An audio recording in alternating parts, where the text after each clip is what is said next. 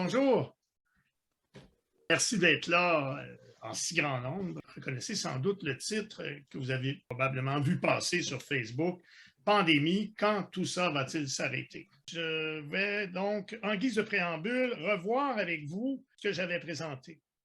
Alors, je disais que c'était difficile de prédire astrologiquement l'avenir d'un virus. Je pense par contre que l'astrologie peut nous aider à prévoir le climat social mondial présent et à venir. Qu'on soit d'accord ou non avec les politiques sanitaires, c'est évident qu'on vit présentement beaucoup de restrictions. Certains même parlent de dictature sanitaire. J'ai choisi une liste de 10 mots qui pourraient hypothétiquement décrire le contexte mondial.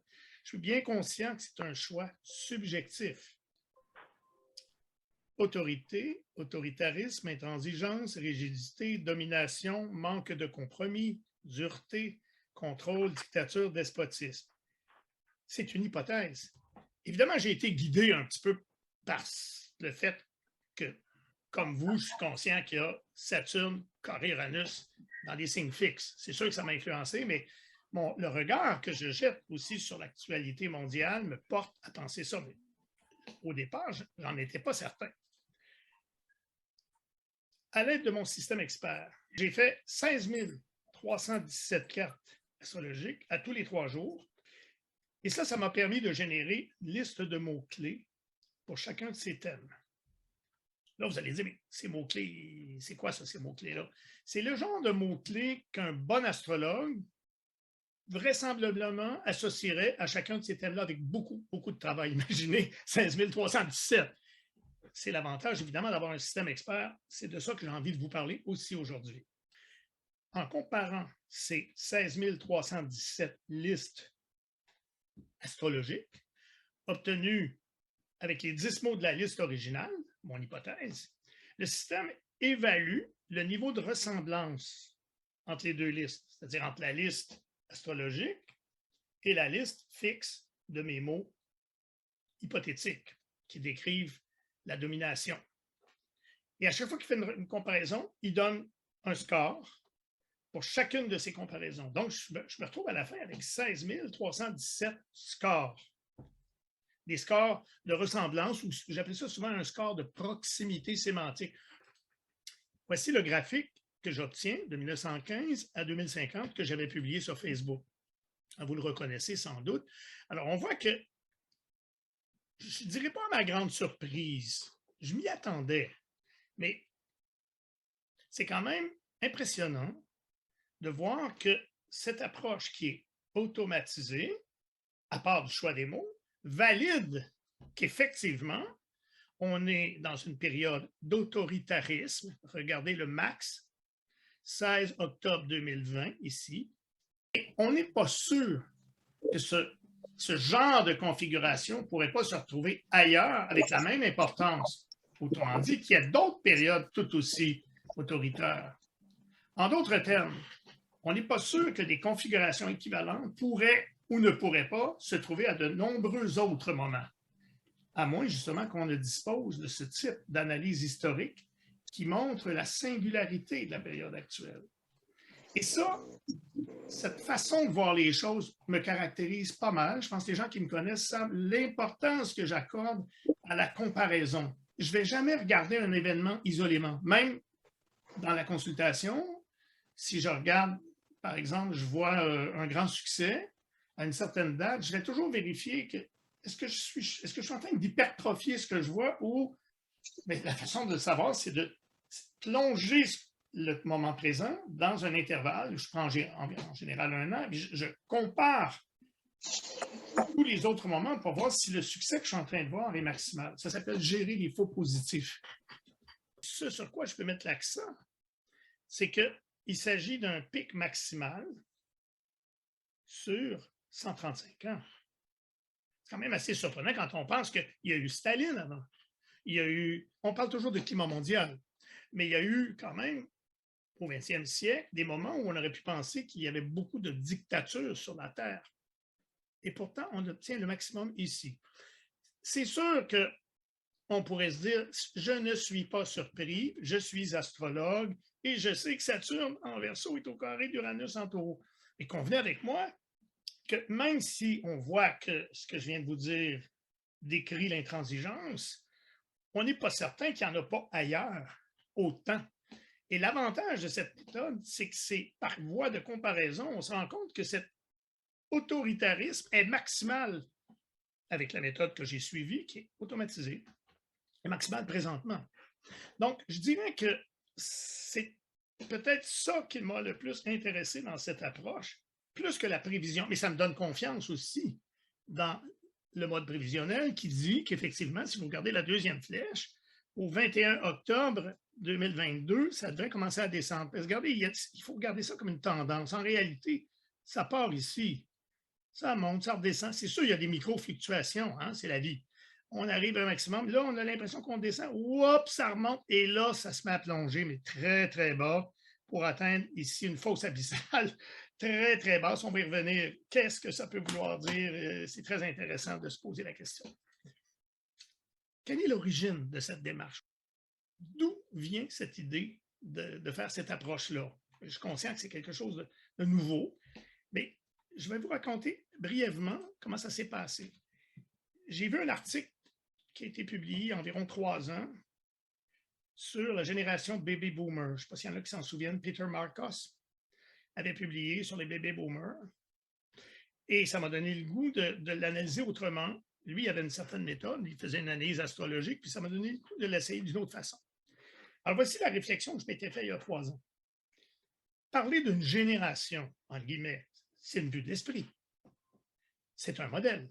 En ce sens qu'on comprend bien que tous les gens nés à une certaine époque ne partagent pas toutes les caractéristiques de cette génération. Il y a des gens qui sont plus typiques que d'autres. Ma recherche a porté sur les caractéristiques psychologiques de cette génération décrites par les sociologues.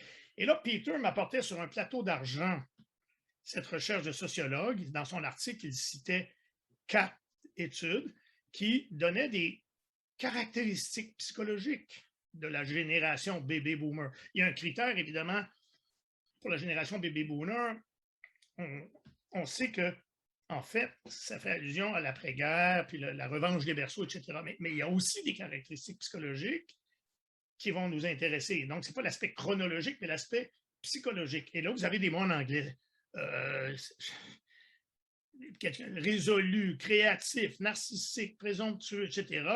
J'ai pris ces mots-là de sociologue, je les ai traduits en substantif en français, ça a donné ça, 35 mots-clés.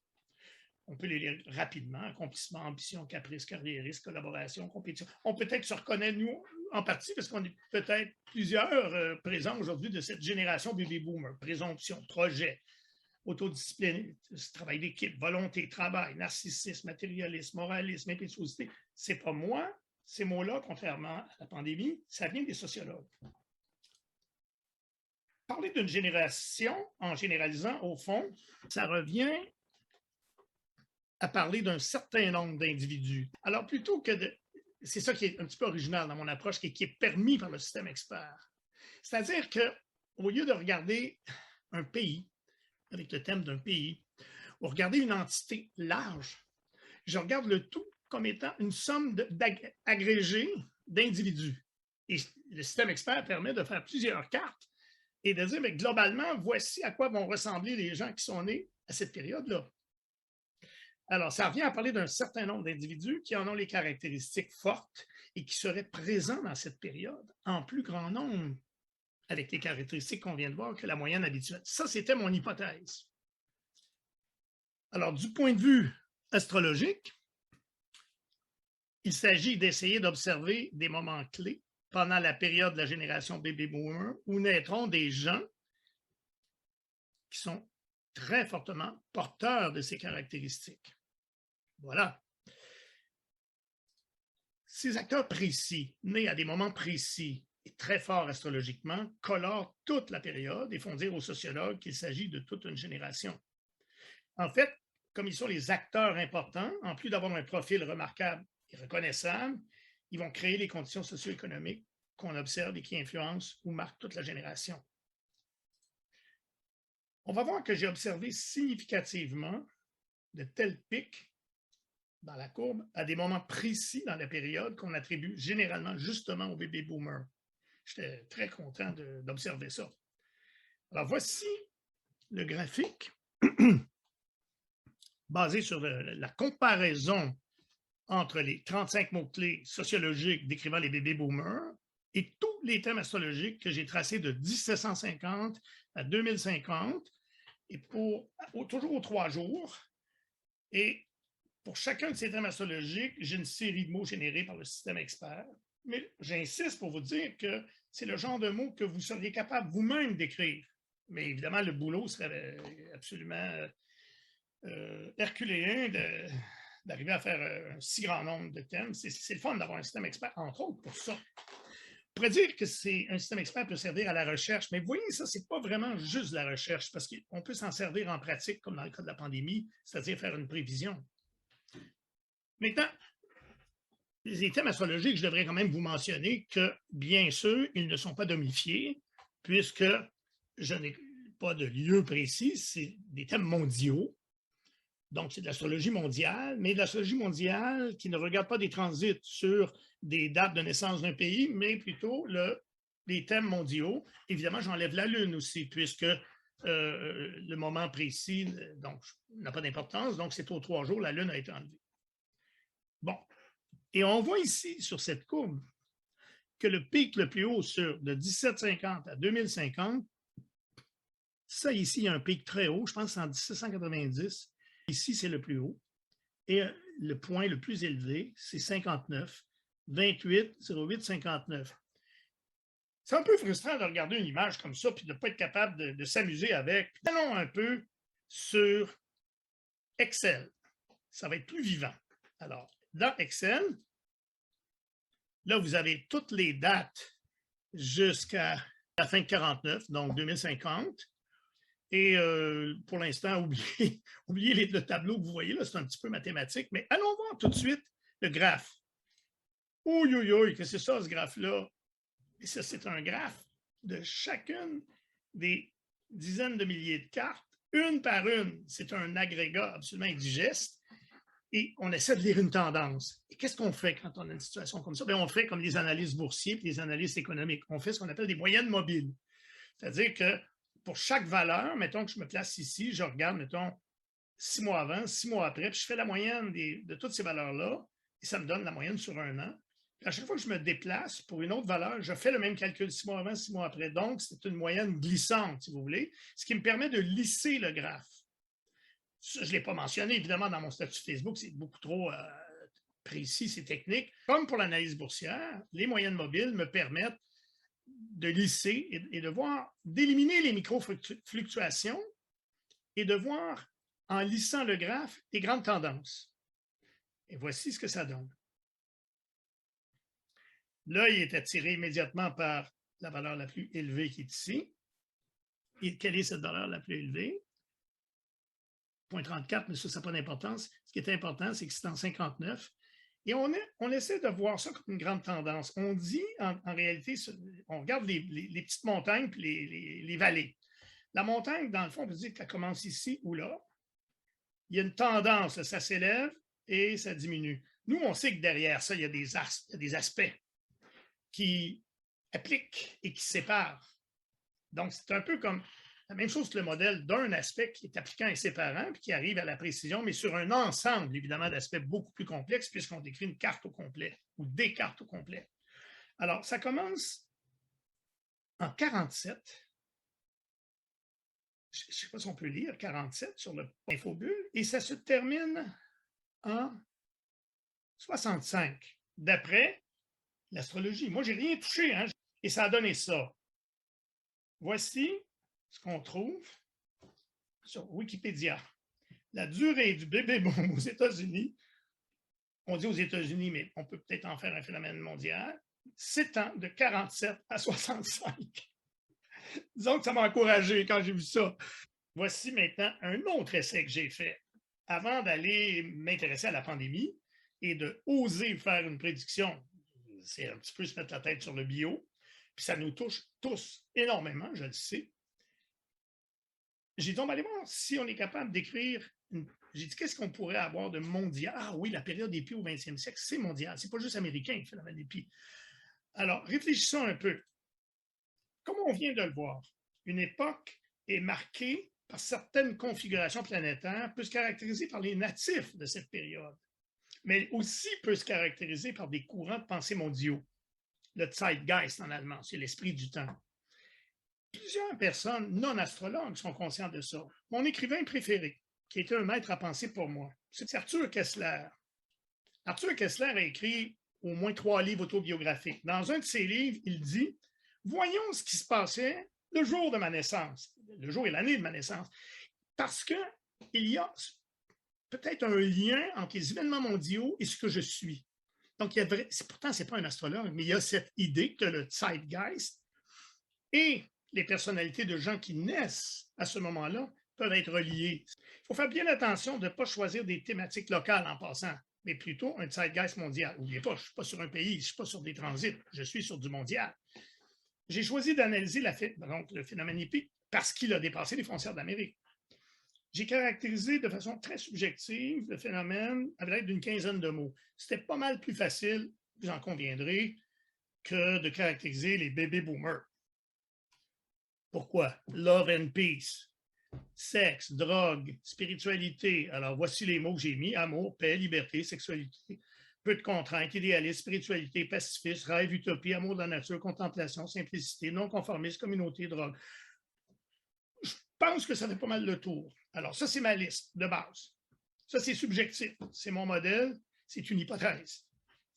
Et là, ensuite, on va aller voir ce que ça donne dans Excel. Alors, au jour le jour, encore illisible, mais on voit quand même qu'il y a des tendances ici, là. C'est haut. Ah, 73, tiens. Oups, c'est valeur élevée, 70. Allons voir le graphique de tendance, une moyenne mobile sur un an.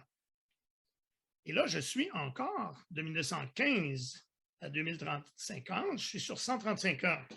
On voit très, très clairement ici qu'il y a une dominante et que ça part d'en bas ici et que ça va s'achever ici avec un petit rebond ici. Il y a un petit peu de subjectivité dans la lecture, mais bon, d'un graphique. Mais c'est quand même assez évident que ici, par exemple, j'ai un premier maximum en 71. Là, vous allez me dire, ça a commencé avant les hippies. Bon, il y en a qui disent 60 sur Wikipédia, mais c'est faux. En 60, on était encore à Elvis Presley puis les chaussettes noires. C'est marginal. Ça veut dire que oui, en 60, déjà, les Ray prennent du LSD et qu'il y a un micro-foyer de hippies qui commence à naître en Californie, mais ce n'est pas un phénomène mondial. Ça nous arrive, moi, les premiers hippies que j'ai connus, c'était en 67 à l'Expo de Montréal où, j'avais rencontré des gars qui avaient des cheveux longs, qui fumaient du pot, puis là, c'était comme invraisemblable. Il était étudiant, le gars, en art dentaire, je pense, ou en pharmacie. Et donc, ça s'est étendu, c'est devenu mondial plus vers les années 70. Donc ici, le début du phénomène 64, on pourrait même relier ça à ceux qui aiment la musique, au premier, peut-être à Rubber Soul, le premier long jeu flyé des Beatles avec du sitar et où ils commencent à s'intéresser à la méditation, ça commence là. Et ça va durer jusqu'ici à peu près en 76. Après ça, on s'en va vers complètement autre chose. Le disco, etc. Je relis ça à la musique, mais bon, ça dépasse la musique, évidemment. Bon, la zone maximale du graphique, donc, est bien tombée précisément de 65 à 80. Ça m'encourageait à continuer. J'ai dit, allons-y pour la pandémie. Ou si vous voulez, en réalité, ce n'est pas la pandémie que j'analyse, ce n'est pas la biologie. C'est plutôt le Zeitgeist mondial, qu'on va appeler contrôle mondial. Je me suis limité à un euphémisme. Certains parleront de dictature sanitaire, mais on va appeler ça le contrôle mondial. Je pense que ça, au moins, tout le monde est d'accord là-dessus, qu'on soit d'un pro ou anti-pass sanitaire, etc. Contrôle mondial. En passant, ce contrôle mondial n'est pas forcément relié à la pandémie.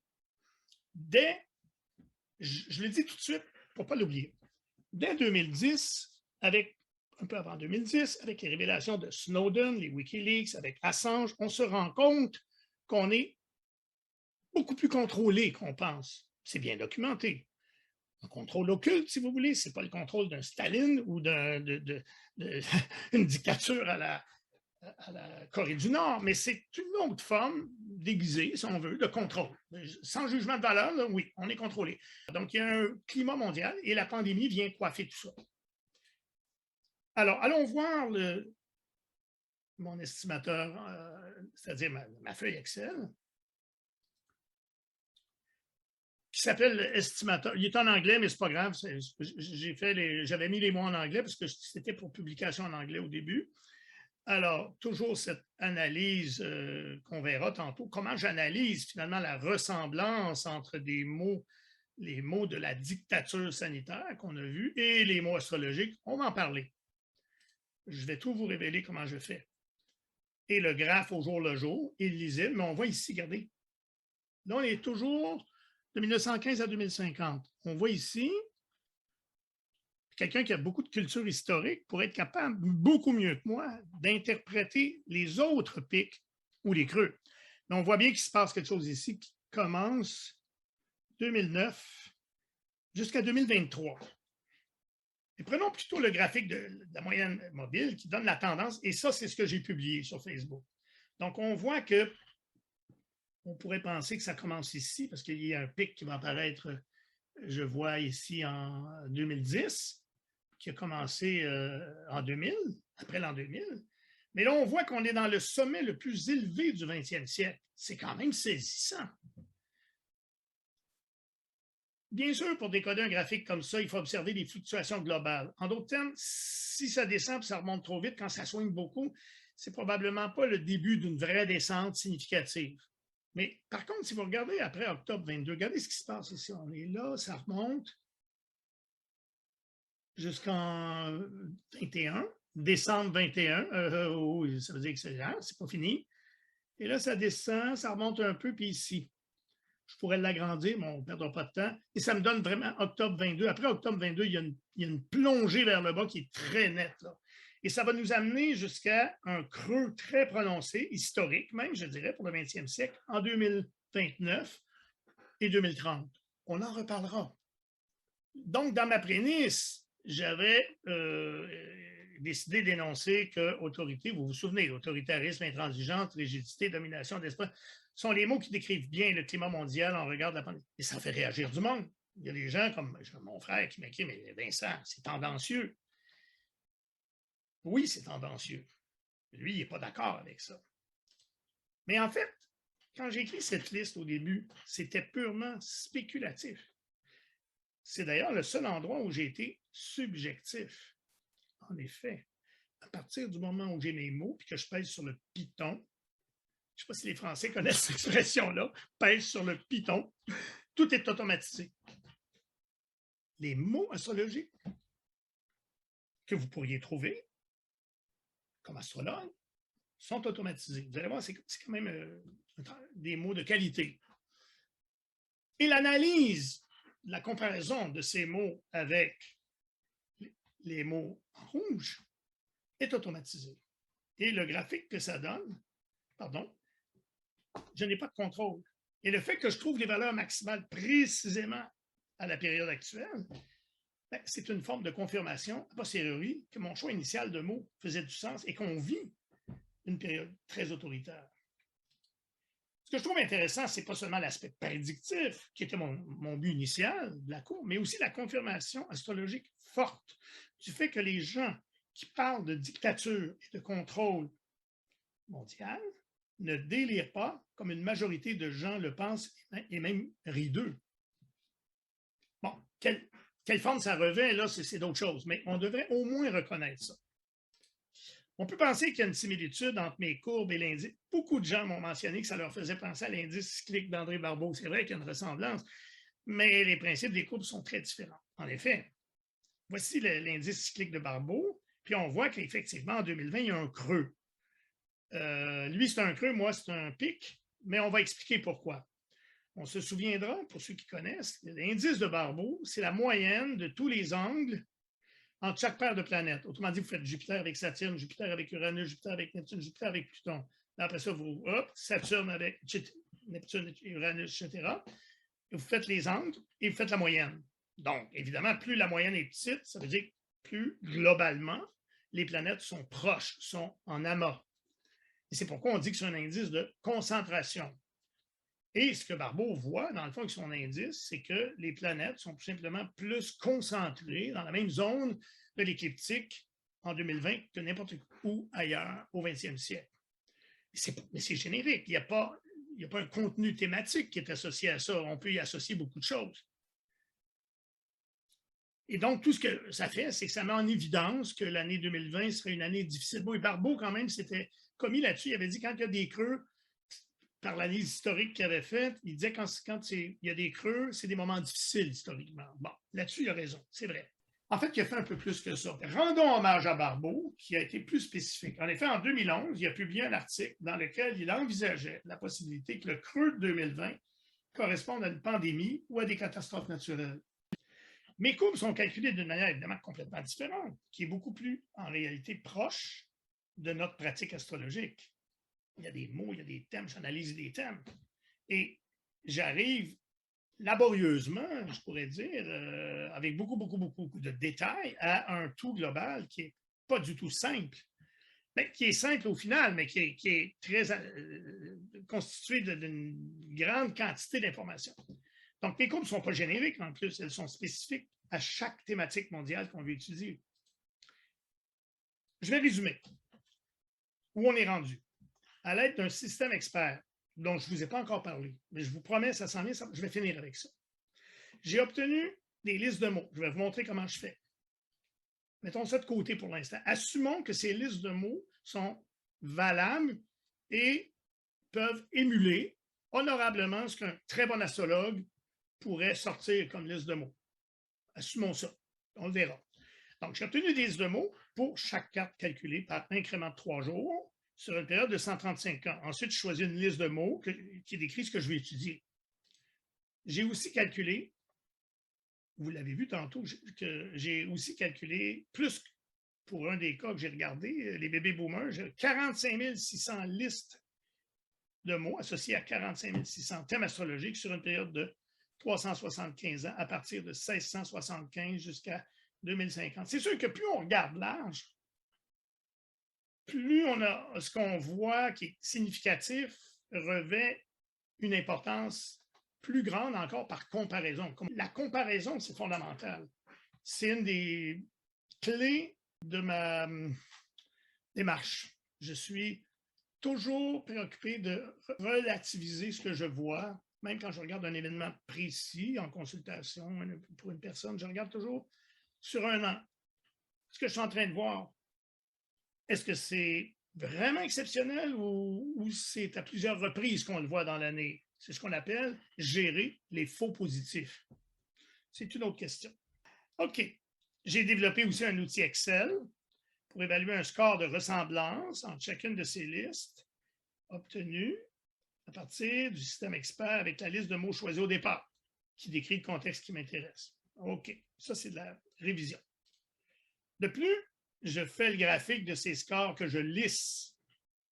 C'est la dernière étape, avec une moyenne mobile. Sinon, c'est trop difficile à percevoir.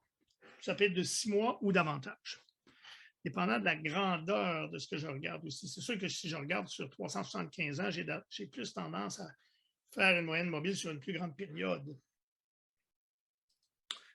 Pourquoi, me dira-t-on, ne pas, à l'instar des astrologues, te contenter des configurations formées par les planètes lentes, seulement les configurations à long terme, générationnelles, si on veut. Parce qu'effectivement, quand je regarde un phénomène comme la pandémie, ce qui est parlant, c'est les planètes lentes. Évidemment, on est d'accord avec ça.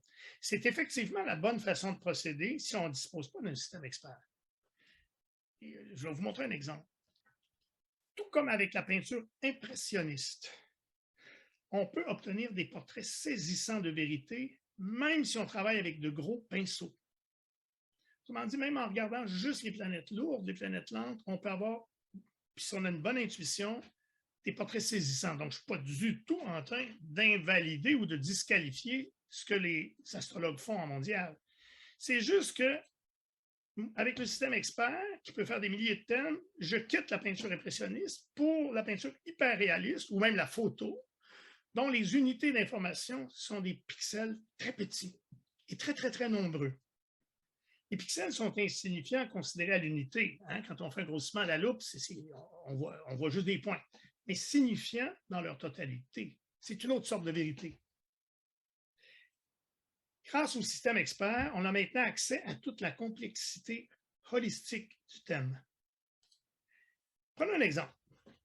On va observer une date récente qui a de l'importance au niveau mondial, car même si ça se passe en France, c'est presque une première, l'adoption du pass sanitaire. Et soyons conscients que même si la France n'est pas une puissance mondiale égale à la Russie ou aux États-Unis ou la Chine, les yeux sont tournés, tous les yeux sont tournés vers la France, parce que la France est un berceau de tellement de choses. Elle a une forte influence morale, je dirais. Le 23 juillet 2021, la loi sur le pass sanitaire est adoptée à l'Assemblée et le 24 juillet, c'est voté au Sénat. Dans mon modèle, la date la plus proche, c'est le 25. N'oubliez pas que je suis aux 3 jours, hein, c'est le 25. Allons voir ce qu'on trouve. On va aller voir au jour le jour.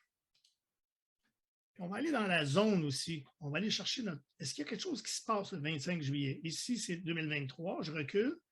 2022, je recule ici et je tombe sur le 25 juillet. Donc, le 25 juillet, j'ai une moyenne extrêmement élevée, je dirais qu'il arrive à peu près je dirais dans les 7, 5, 6 premières valeurs les plus élevées du siècle. Donc, attendons-nous à une date où il y aura beaucoup de significateurs, outre Saturne-Uranus, que nous avons vu. Il y aura d'autres significateurs qui vont venir conforter cette signification d'autorité. D'après le graphique, ce que je vois, c'est que c'est une date qui correspond à mes mots. Autoritarisme, contrôle. Donc, si je veux aller plus en détail, bien, je vais aller sur le logiciel avec le système expert. J'ai déjà placé la date au 25 juillet 2021. Je n'ai pas la Lune, évidemment, comme dans le modèle. Je me suis mis à 12 heures temps universel, comme ça a été fait quand j'ai fait les courbes. Et vous voyez bien qu'il y a un carré Saturne-Uranus. Si on veut l'isoler, on peut aller ici, dans l'aspectarium, qui permet d'isoler. Je vais cliquer sur Saturne carré Uranus. Il va se dessiner. Et on a la signification. Bien là, vous ne serez pas surpris, évidemment, de trouver des mots comme entêtement, intransigeance. L'Uranus taureau est entêté. Manque de compromis, ténacité, c'est un signe fixe. Opiniâtreté. Et si on le regarde du point de vue plutôt de Saturne, parce que je l'ai divisé en deux, alors, Saturne, lui, est en Verseau. Saturne en Verseau, c'est assez rigoriste, c'est assez dogmatique, n'est-ce pas? Au carré d'Uranus, entêtement, persévérance, opiniâtreté, obstination, ténacité, détermination, intransigeance, manque de compromis, froideur, etc. Mais c'est sûr que si je fais un modèle, je fais l'analyse comptable des mots qui sont là, pour les placer en ordre, le mot qui sort en premier, on verra tantôt pourquoi il sort en premier, c'est entêtement, intransigeance, manque de compromis, ténacité, opiniâtreté, obstination, rigidité, intolérance. Ça, c'est juste l'interprétation de ce que vous savez déjà. Je pense que presque tout le monde qui est présent aujourd'hui est hyper conscient de l'importance de cette configuration, de cet aspect. La beauté ici, c'est qu'on va travailler avec les triggers, les fameux triggers, les déclencheurs. C'est qu'il y a des aspects, il y a des planètes qui vont venir stimuler cet aspect-là et qui vont amplifier la signification de ce Saturne-Uranus qu'on vient de voir. Par exemple, je vois que le Soleil est opposé à Saturne.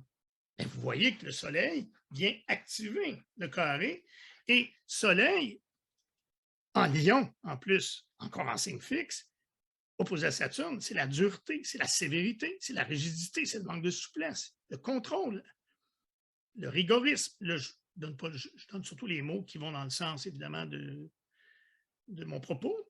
Et si on le regarde du point de vue du Verseau, qui est rigoriste aussi, opposé à un Soleil en Lion, détermination, persévérance, obstination, etc., rigidité. Donc, ça s'ajoute au portrait. Donc, cette date-là donc, va revêtir une importance encore plus grande dans le contexte global du carré Saturne-Uranus. On remarque aussi, toujours dans l'aspectarium, qu'on a Soleil opposé à Pluton. Imaginez un Soleil Lion opposé à un Pluton Capricorne. Certains diront que c'est une opposition dissociée, puisque c'est une opposition qui n'est pas entre le Lion et le Verseau. Chacun a ses croyances, entre guillemets. Moi, je suis plus dans la tradition keplérienne où je n'accorde pas le primat à la position en signe. Donc, je l'interprète. J'interprète Soleil en Lion, qui est évidemment autoritaire, entre autres, et le Pluton Capricorne qui est dans le contrôle. Alors, en passant, certains m'ont fait remarquer avec raison que l'an dernier, ce qui était significatif le plus, ce n'était pas Saturne-Uranus, mais c'était la conjonction Saturne-Pluton d'une extrême dureté. Et les deux se sont enchaînés coup sur coup, ce qu'on voit avec la courbe. Alors, Pluton, Capricorne, opposé Soleil, tourment, peur, inquiétude, OK, autoritarisme, despotisme, intransigeance. On continue.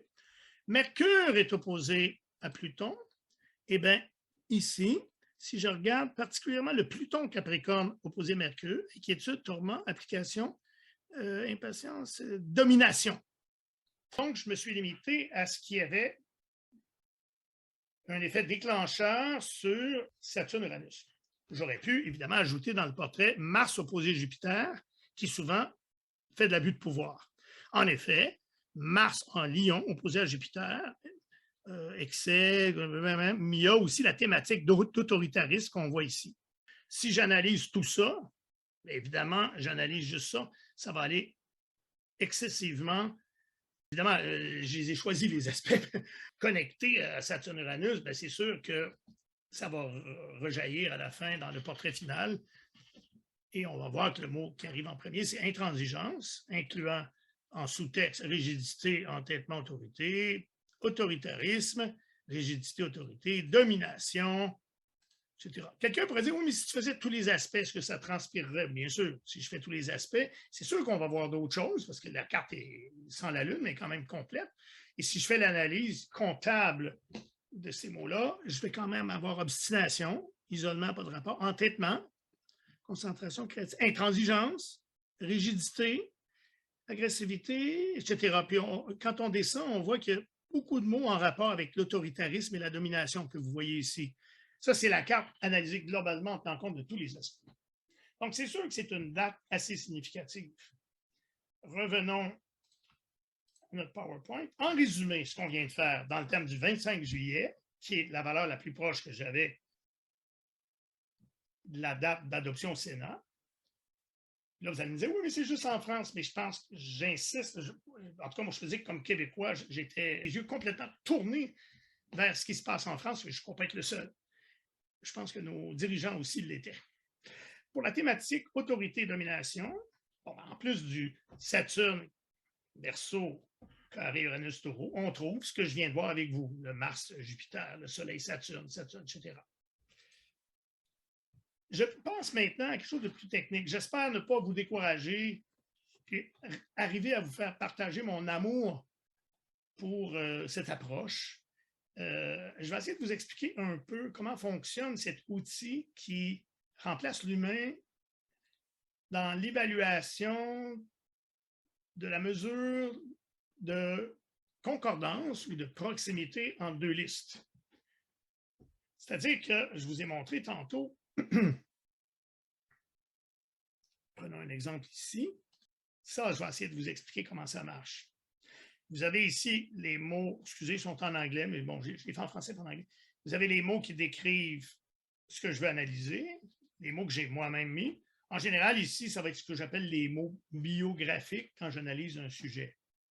Puis ça, ici en haut, mais c'est les mots obtenus par l'astrologie. Et la matrice entre les deux, que vous voyez avec des carrés rouges, des carrés noirs, analyse la ressemblance qu'il y a entre les deux listes et elle donne finalement un score final dans la zone verte qui est là. Une fois que c'est fini, elle prend ces valeurs-là, puis le programme va les coller successivement à chaque date, automatiquement, en avançant d'une date à l'autre, il va venir coller les réponses dans la zone verte.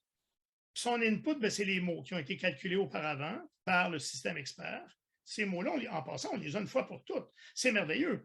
En d'autres termes, si je fais c'est quand même très long de faire des milliers de thèmes. Une fois qu'ils sont calculés et que j'ai les mots, je vais prendre une métaphore un peu osée. C'est comme si j'avais une éphéméride, non pas de position planétaire, mais une éphéméride de mots, analysant chacun des thèmes à chaque jour. Et une fois qu'on a la liste de mots, on peut s'en servir à toutes les sauces, puisque ce sont des analyses de thèmes. Et tant qu'à faire, moi, je vais le refaire éventuellement à tous les jours, ou même 2 ou 3, 4 par jour. On a les moyens de le faire avec le système expert. Imaginez une éphéméride avec 3, 4 lectures par jour. Et évidemment, ça me permettrait de mettre la Lune. Bon, alors, une fois qu'on a toutes ces valeurs-là, on les convertit dans la zone jaune.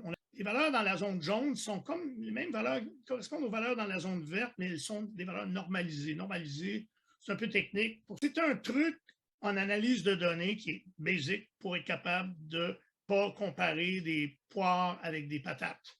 C'est-à-dire en normalisant, tout est sur un pied d'égalité. On va se contenter de dire ça. Alors maintenant, je vous lance une petite vidéo qui va vous expliquer à l'aide d'un exemple plutôt personnel, c'est-à-dire non pas de l'histoire, non pas du mondial, mais Picasso. Donc, pour Picasso, horizontalement, vous avez les mots analysés à partir de son thème astrologique par le système expert. Et verticalement, ici, vous avez des mots extraits de biographie. Nous avons l'estimateur de proximité sémantique à l'écran maintenant et je vais vous en expliquer le fonctionnement. Deux listes de mots associés à Picasso apparaissent dans la feuille. Verticalement, ses traits de personnalité extraits de biographie, désir, amour, énergie, etc. Horizontalement, nous avons la liste de ces mots astrologiques, tels que sortis par MastroExpert. Le but est de vérifier dans quelle mesure ces listes disent ou ne disent pas la même chose. En quelque sorte, de mesurer s'ils sont proches sémantiquement ou non. La première chose qui vient à l'esprit, évidemment, c'est de vérifier s'il y a des mots identiques. Par exemple, j'ai le mot amour ici, qui correspond au mot amour dans sa description astrologique, et on voit que ce it est marqué par une cellule noire. Partout où il y a des cellules noires, ce sont des succès que j'appelle identité. J'ai le mot détermination ici, à gauche, et détermination en haut. Un dernier exemple, j'ai passion ici, qui correspond à passion là, cellule noire. Que veut dire ce 27% que je vois ici, qui désigne la proximité identité? Si je me concentre uniquement sur l'identité, eh bien, le chiffre que vous voyez là de 27%, en réalité, c'est la moyenne entre 21% et 33%. J'ai 21% des mots dans la liste biographique qui donnent des hits identités, c'est-à-dire qui correspondent à des cases noires ici. Par exemple, le mot amour, le mot art, le mot beauté.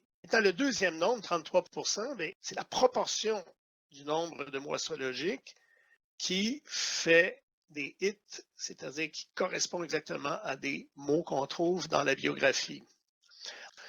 Donc déjà, ça, c'est une bonne mesure, mais vous conviendrez avec moi que c'est beaucoup trop exigeant de demander exactement d'avoir le même mot. Par exemple, dans la biographie de Picasso, on voit que c'est quelqu'un d'avide. Jamais, astrologiquement, je ne rencontrerai le mot avide. Que veut dire le 11 qu'il y a là? Le 11 veut dire que 11 fois le mot avide connecte analogiquement avec des mots astrologiques. Autrement dit, le mot avidité correspond à passion ici. Il correspond à ambition, sexualité, et ainsi de suite. Si on ne trouve pas exactement le mot avidité dans les mots astrologiques, le fait qu'il y ait 11 analogies plaide fortement en faveur du fait que le mot avidité est en quelque sorte sémantiquement contenu dans la liste astrologique. Comment je détermine s'il y a analogie ou non? C'est à l'aide d'un thésaurus. J'ai la liste ici de tous les mots possibles qu'on peut rencontrer dans le corpus de Mastro avec des synonymes ou plus que des synonymes, c'est-à-dire des mots qui sont analogiques, comme dans un thésaurus, un dictionnaire analogique. C'est ça qui me permet de déterminer qu'il y a les analogies que je viens de vous montrer. Évidemment, plus le nombre d'analogies est grand, plus il y a une concordance de sens.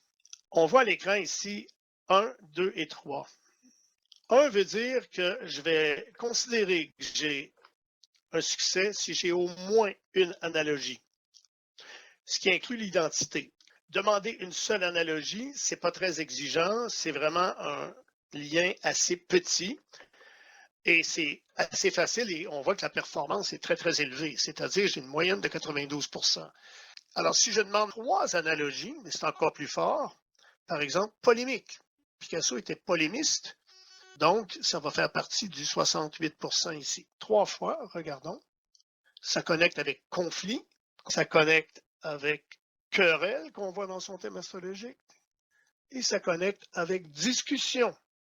Donc, on voit très bien que si conflit, querelle et discussion font partie des descripteurs astrologiques, on a implicitement vu qu'on avait un polémiste. Et donc, on a, même si on n'a pas le même mot, on a le sens. Par exemple, dans le cas de Picasso, je sais que la connexion entre ces mots biographiques et ces mots astrologiques est très, très bonne. Une proximité identité de 27%, c'est très bon. Comment je le sais? Bien, par comparaison. Si je regarde Picasso avec ses mots biographiques, mais d'autres descripteurs astrologiques, les nombres ici seront moins élevés. Donc, c'est par la pratique et la comparaison qu'on peut calibrer cet outil. En fait, j'ai fait une recherche que j'ai publiée dans la revue Corrélation où je fais ce genre de comparaison et on voit, dans le cas particulier de Picasso, que si je le compare à 72 autres personnes célèbres, il arrive mon premier. Autrement dit, la meilleure connexion du thème astrologique vu par le système expert avec les mots biographiques et Picasso avec lui-même. Autrement dit, Picasso connecte mieux avec lui-même astrologiquement que le général de Gaulle ou Gérard Depardieu et ainsi de suite. Et c'est la recherche que j'ai publiée. On appelle ça un matching protocole.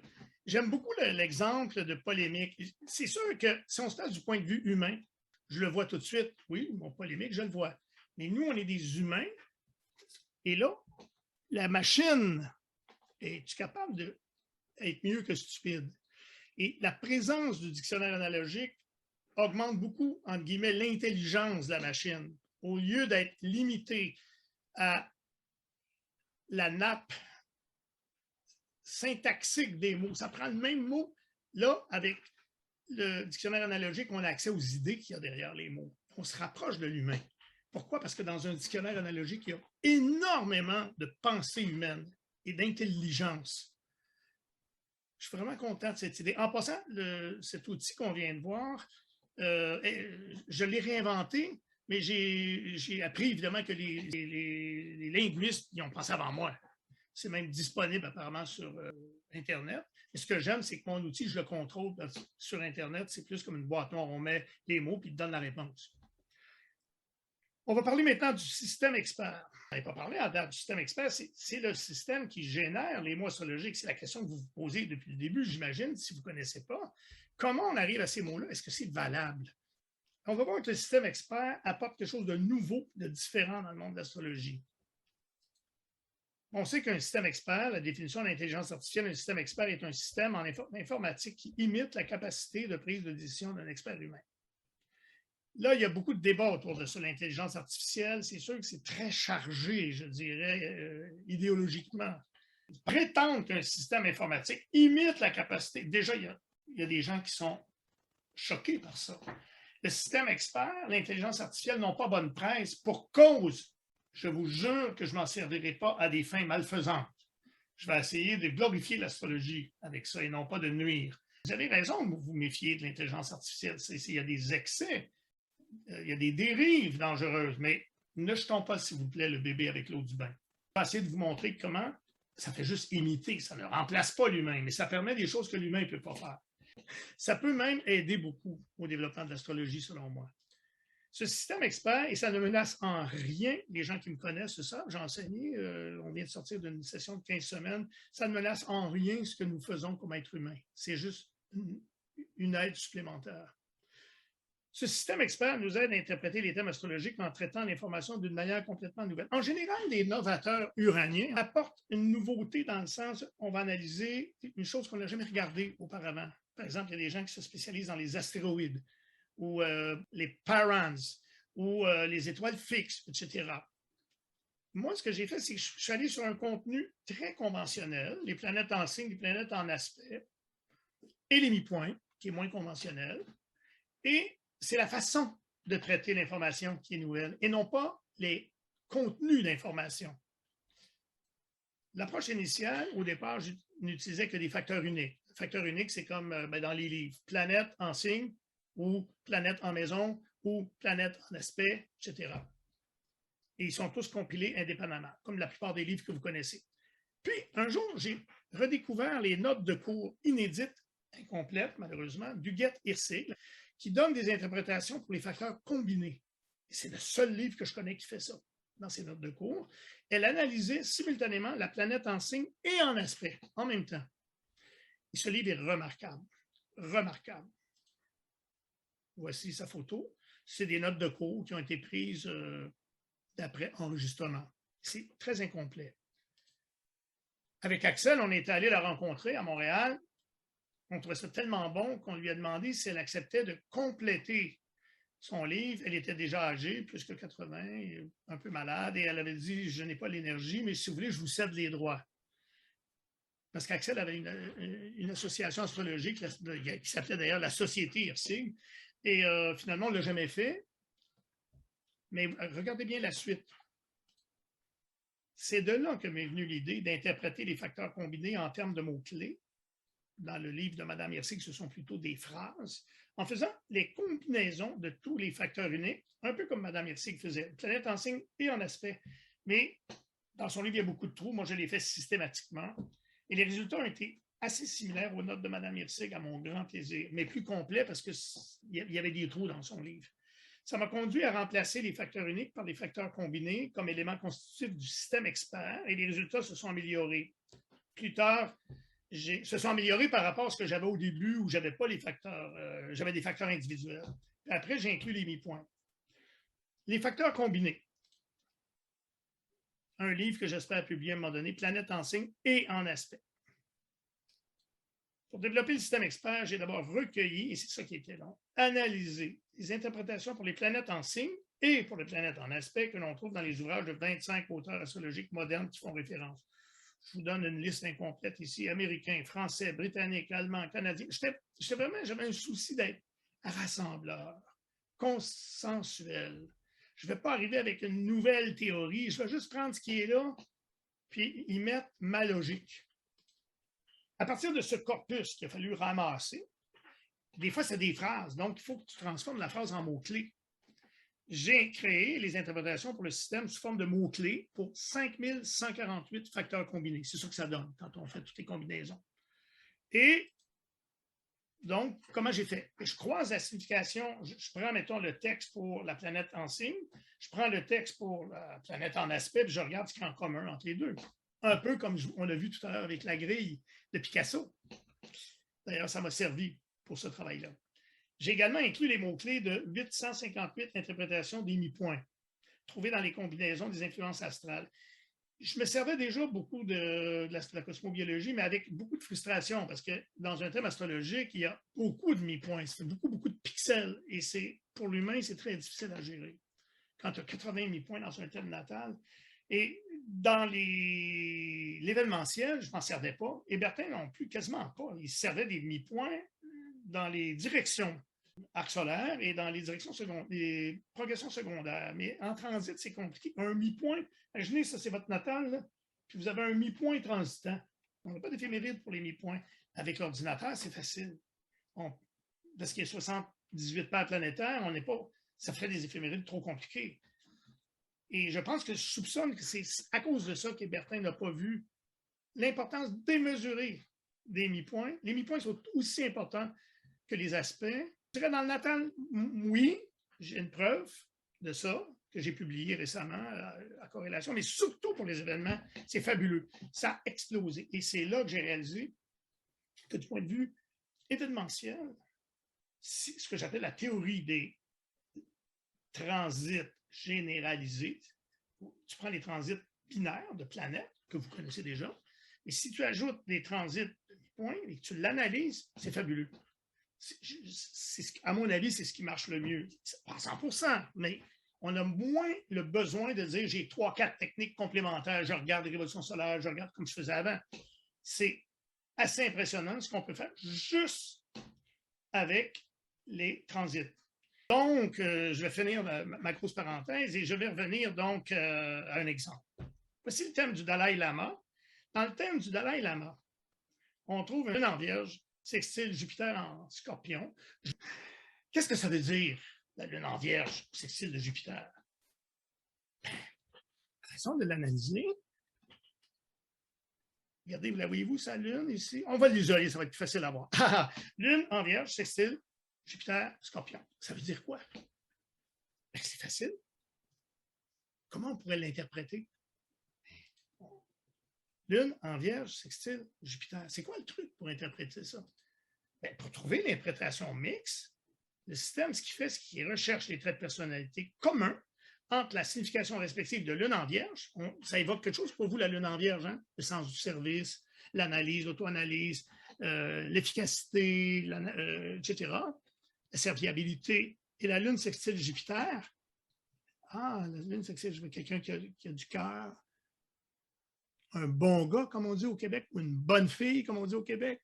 Des gens, oui, qui sont généreux, etc. C'est quoi le gros point commun qui entre les deux? Es-tu capable de le dire? Évidemment, c'est le sens du service. Alors, Lune Vierge, voici ce que donne le système quand il fait l'analyse à l'aide du tableau que je vous ai montré tout à l'heure. J'ai fait ça pour les 5148 facteurs combinés. Je me suis servi du tableau que je vous ai montré avec Picasso. Sens maternel, générosité, bonté, gentillesse, dévouement, service, prévenance, soins, protection, serviabilité. Ces traits communs sont détectés justement à l'aide du thésaurus que je vous montrais tout à l'heure. Pour créer le dernier, je n'ai pas dit comment il venait d'où le thésaurus. Je pourrais ne pas vous le dire, mais j'ai travaillé, j'avais un thésaurus standard dans lequel il y avait des verbes, des adverbes, des adjectifs. J'ai regardé juste les substantifs et je l'ai isolé, j'ai extrait uniquement les 3000 mots qui sont dans le corpus de MastroExpert, le logiciel dont je vous parle. C'est la première fois qu'un logiciel astrologique utilise un thésaurus, c'est-à-dire un dictionnaire analogique. Voyez un autre exemple. Vous l'avez reconnu. Les plus vieux d'entre vous l'ont connu ou les plus jeunes vont le reconnaître mieux comme ça. Alors, Clint Eastwood, voici son thème. J'ai dit, on va s'intéresser à Mars dans le cas de Clint Eastwood. Et on voit qu'il y a un Mars en bélier qui fait un sextile à Jupiter, en Gémeaux. Qu'est-ce que Mme Hirsig a à nous dire sur un Mars en bélier, sextile à Jupiter, ou Jupiter, Gémeaux, sextile à Mars? En fait, Mme Hirsig ne donne que le premier parce qu'elle fait juste les planètes rapides. Moi, j'ai les deux. On va s'intéresser à Mars Bélier, sextile Jupiter. Ça vous parle, ça, Mars Bélier? C'est un facile. Mars Bélier, fonceur, tout de suite, coup de poing, impulsivité, leadership. Mars Jupiter, timing, action réussie, succès. Si on combine les deux ensemble, regardez bien la beauté et comment les textes de Mme Hirsig sont... C'est parce qu'il y a de la symbolique, mais il y a beaucoup d'observations. Mme Hirsig avait fait peut-être une cinquantaine de mille thèmes. Qu'est-ce qu'elle a écrit dans ses notes de cours, dans le livre? Elle a écrit ceci. On a de grands projets. Puis pensez à Clint Eastwood. Demandez-vous si ça a de l'allure. On a de grands projets. Vous savez qu'il est réalisateur, évidemment. Et qu'on peut réussir. Fermeté, entrain, élan, sens de la justice. Voyez-vous que c'est commun au champ sémantique d'un Mars Bélier et d'un Mars Jupiter. On a de l'enthousiasme. Ah, quel beau mot. On y croit. On y croit. On est prêt à se battre pour y parvenir. Possibilité d'être un chef, un directeur équitable et efficace. Mon Dieu, un chef, un directeur équitable et efficace. Il faudra aller voir sa biographie. Mais c'est l'impression qu'il donne, surtout comme réalisateur. Je ne sais pas si vous êtes d'accord avec moi, mais le livre de Mme Hirsig, c'est comme ça, mur à mur. C'est vraiment impressionnant. Et voyons ce que MastroExpert maintenant donne pour énergie, volonté, fermeté, audace, courage, puissance, décision, but, leadership, dynamisme, action, sport, entrain. Évidemment, c'est sec, c'est des mots-clés, mais c'est ça qui permet de faire de la comptabilité et de la combinaison. enthousiasme, projet, efficacité, combativité, liberté, peu de contraintes, justice, franchise, élan, commandement, aventure, réussite, envergure, conviction. Je compare les deux. Dans la liste à gauche, chez Maestro Expert, le mot volonté, oui, se retrouve ici. On veut et qu'on peut. Le mot fermeté se retrouve tel quel. Le mot leadership se retrouve là dans chef, un directeur. Entrain, tel quel, entrain. Enthousiasme, tel quel. Projet, tel quel. Efficacité, 12, efficace. Combativité, 10, on est prêt à se battre. 7, justice, tel quel. 6, élan, tel quel. 11, commandement, chef, directeur, etc. 3, réussite, on peut réussir. 9, conviction, on y croit. Et je n'ai pas puisé ces mots-là dans le livre de Mme Hirsig seulement. J'ai travaillé avec plus que 25 livres de la façon dont je l'ai trouvé. Et finalement, ça donne ça. Inutile de vous dire que j'étais extrêmement content, je dirais extrêmement soulagé aussi de ne pas avoir fait tout ce travail pendant 2 ans pour rien. J'arrivais à émuler le travail de quelqu'un que j'admire beaucoup. Les mots-clés utilisés par le système expert dans les interprétations des facteurs combinés sont aussi les blocs de construction de notre calcul de synthèse d'algorithme. L'arbre synthèse, comment le système, ce que je vous ai montré tout à l'heure, j'avais des mots en colonne, on appelle ça un arbre. Comment le système expert génère les mots-clés astrologiques pour décrire un sujet? Bien, il traite l'information d'une façon nouvelle. Fini les copier-coller. Hein? Vous avez vu des logiciels, ça remonte aux années 60, là, où ils vont copier-coller, vous êtes ceci, vous êtes cela. C'est des textes qui sont écrits d'avance, puis qu'on met un après l'autre en déclinant les aspects, les planètes en signes, etc. Il n'y a pas de synthèse là-dedans. Par le jeu des mots-clés, on arrive à émuler et reproduire partiellement le travail de synthèse. Je ne dis pas que ça égale l'intelligence humaine, attention. Mais on arrive à faire quelque chose qui se rapproche davantage de la synthèse. Pour faire la synthèse d'un thème sous la forme d'un arbre, le système calcule et classe les centaines de mots-clés associés à ce thème, compile tous les mots-clés, puis leur attribue des scores pour les classer. Pour avoir un score élevé, il faut que le mot-clé soit répété plusieurs fois. Comme là, mettons entrain, Mars Bélier entrain, Mars, Sextile, Jupiter entrain. Là, je l'ai 2 fois. Est-ce que je vais l'avoir d'autres fois ailleurs? Oui, Soleil, Trigone Mars, entrain, etc. Et si le mot entrain apparaît plusieurs fois, bien, il va être plus haut dans la liste avec un score plus élevé. C'est simple, en fait, le principe. C'est comme dire à la roulette, 8 rouges d'affilée qui se répètent, c'est beaucoup plus improbable et beaucoup plus impressionnant que 4 rouges avec 4 noirs mélangés. Comme c'est plus rare, bien, on va dire que c'est plus significatif. Et c'est ça qui nous guide un peu quand on analyse un thème. On voit que c'est un message répété et qu'on le voit de plusieurs façons. Ah, il y a la Lune là, puis il y a ça dans telle maison. Et là, tout à coup, il y a une thématique qui s'impose à nous, c'est par la répétition. C'est la base même de notre travail. Et donc, j'ai réalisé, il y a beaucoup d'années, j'avais écrit un article en 1989 dans la revue Considération sur ce thème-là, que la rareté était garante de la significativité.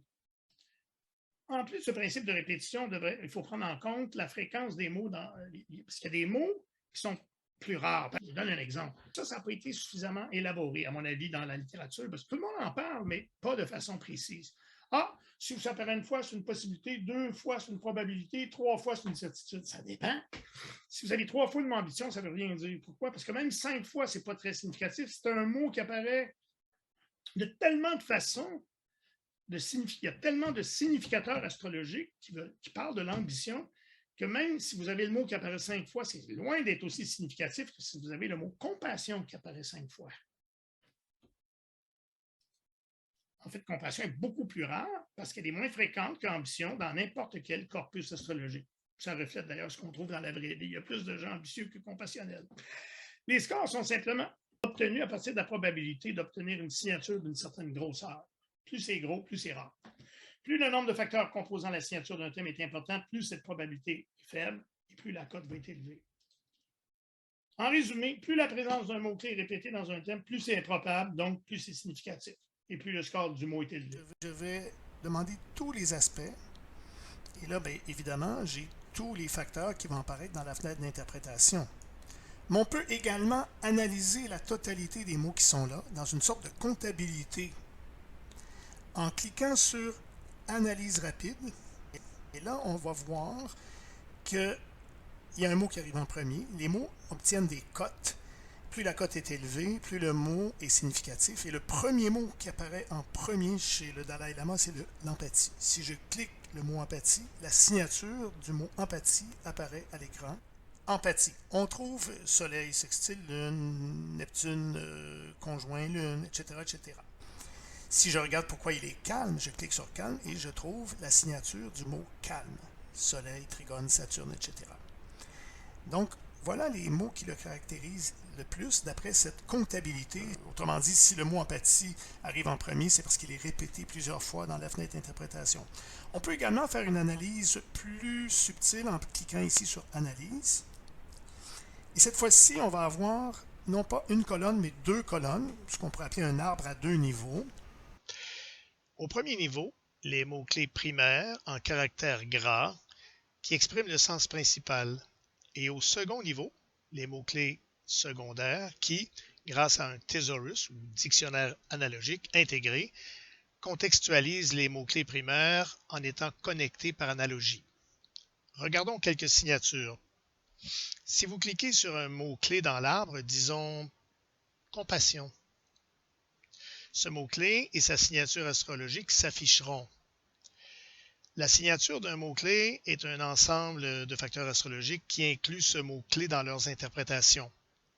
Si vous cliquez sur la signature du mot-clé, ici « compassion », la fenêtre Facteurs et mots-clés associés apparaît au centre, affichant tous les facteurs de la signature avec tous leurs mots-clés, y compris celui qui nous intéresse ici, affiché en rouge.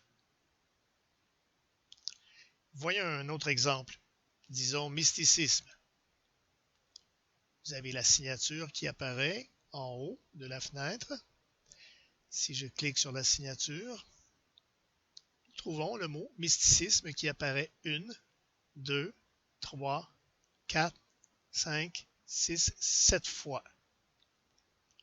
Il me reste à vous parler de l'animation. Comment on peut aller calculer ces 16 000 ou ces 45 000 thèmes à partir du logiciel? Bien, c'est une fonctionnalité qui s'appelle l'animation.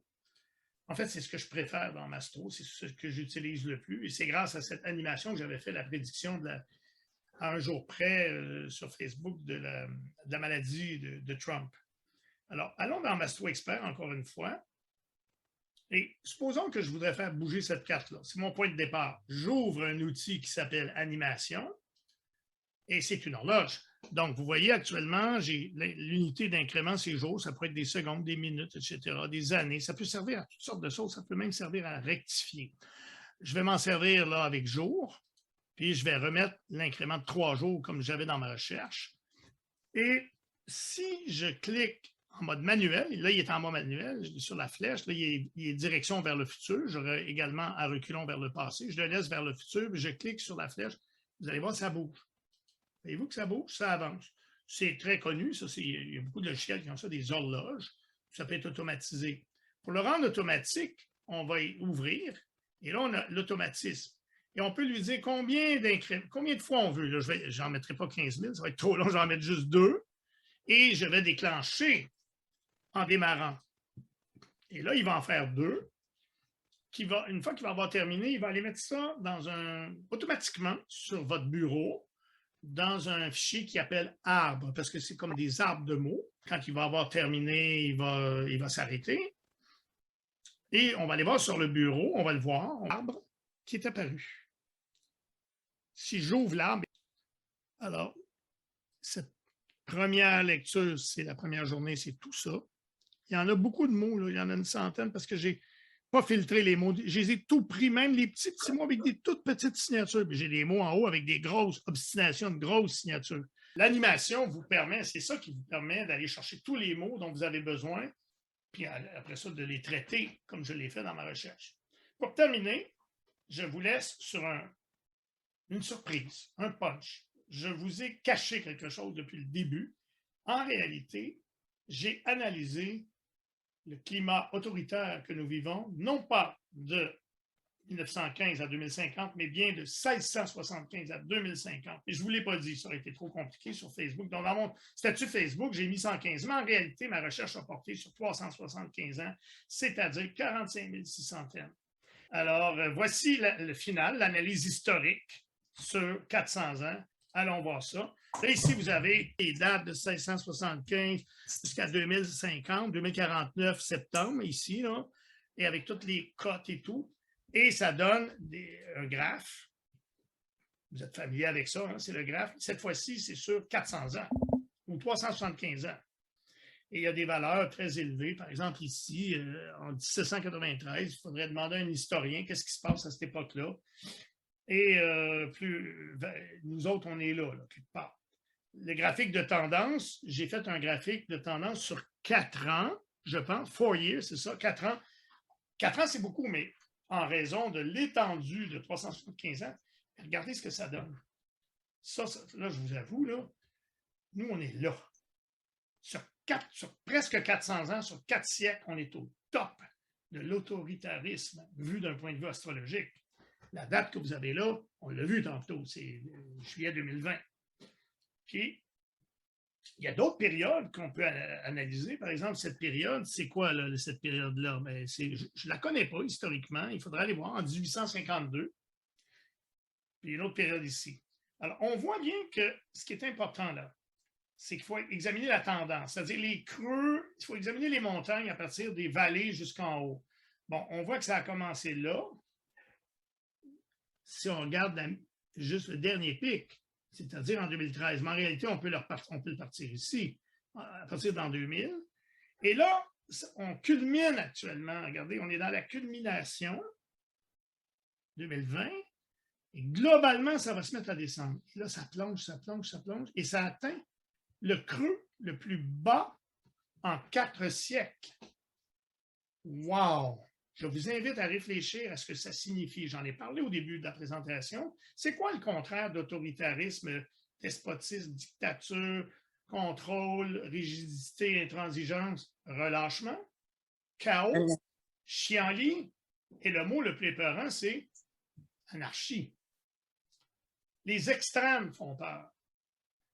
C'est les extrêmes. Dans le milieu, in medio stat virtus. Les extrêmes sont épeurants. Donc, ici, il y a lieu de faire une recherche que je vais sûrement faire pour voir ce que ça signifie, ce creux-là, en 2030. On sait que 2030, c'est le mur dont parlent tous les éco-conscients sur le réchauffement de la planète. Qu'est-ce qui va se passer? Il y a des gens qui ont dit, est-ce que ça se peut qu'il y ait un flash solaire qui mette en panne, mettons, Internet? Et là, c'est le chaos. Il y a plusieurs possibilités. Et ça peut suggérer quelque chose de révolution, mais une révolution anarchique. Si on prend une analogie avec le Moyen-Âge, je vais terminer avec ça. Les extrêmes, c'est quoi? Bien, quand on est dans l'anarchie, il n'y a pas de château, il n'y a pas de protection. Je suis un pauvre paysan et je suis soumis à la loi des brigands et je risque d'être assassiné tous les jours. Quand le roi Telet, le duc, le comte, bâtit un château fort, je me soumets à son autorité pour être protégé. Jusque-là, ça va bien. Mais là, quand il commence à exagérer, droit de cuissage, il me traite comme un serf, c'est-à-dire comme un esclave. L'excès d'autorité n'est pas mieux. C'est pour ça que je vous dis que c'est quelque part entre les deux. Mais les deux sont inquiétants. Je ne sais pas lequel je préfère. Ça dépend de quel genre de dictature il s'agit, évidemment, puis de quel genre d'anarchie il s'agit. Et pour vous laisser, là, je vais vous montrer quelque chose qui m'a jeté à terre. Vous voyez qu'il y a d'autres creux ici, là. Le creux le plus bas, à part d'ici, qui pourrait nous renseigner sur... Il est là. Êtes-vous d'accord avec moi? Regardez bien là. Puis l'excès d'autorité est là, presque aussi haut. Cet excès d'autorité, eh bien, 1770, c'est l'autorité. Moi, je regarde la France, mais bon, c'est quand même mondial. C'est l'autorité extrême de la royauté et de la noblesse, contre laquelle vont se battre et s'insurger les gens qui descendent dans la rue, la prise de la Bastille et tout. Eh bien, la date la plus basse, presque aussi basse que ce qui s'en vient en 2030, elle est ici. Et c'est quoi? C'est la prise de la Bastille, la Révolution française, 1787, donc très près de 1789. Donc, globalement, sur 400 ans, je suis en train de vous pointer la Révolution française. Ça fait réfléchir. Merci beaucoup de votre attention, de votre patience. Merci de votre écoute. Merci de votre intérêt. Merci de votre présence.